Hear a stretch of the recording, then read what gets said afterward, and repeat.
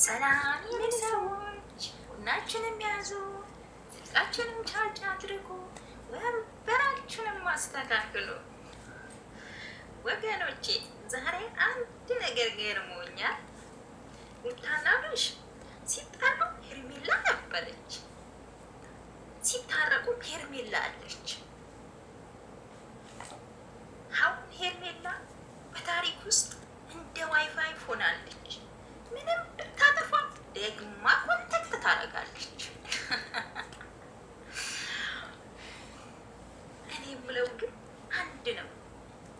ሄርሜላ ከዚህ ታሪክ ጋር የ5 ዓመት ኮንትራት የፈረመች ይመስላል። ሩታና አብርሽ ታረቁ፣ ተግባቡ። ነገር ግን ሄርሜላ አሁንም በታሪክ ውስጥ ናት።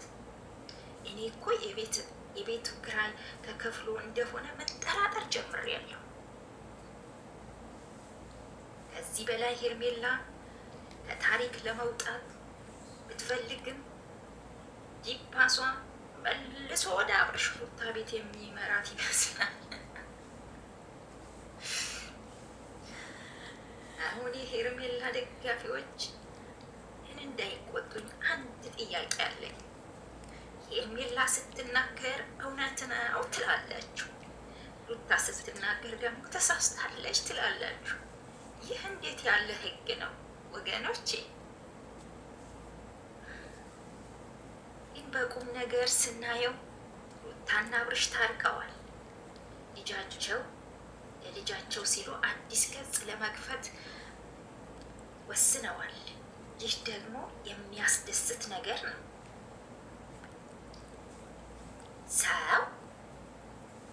ሰው ቤቱ ሲፈርስ ማጨብጨብ ቀላል ነው። ቤቱ ሲገነባ ግን ደስ ማለት ግን ክብር ነው።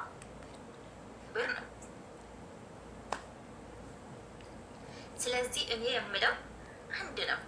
ሄርሜላ ትክክል ነች ወይስ አይደለችም የሚለውን ለእናንተ እተዋለሁ።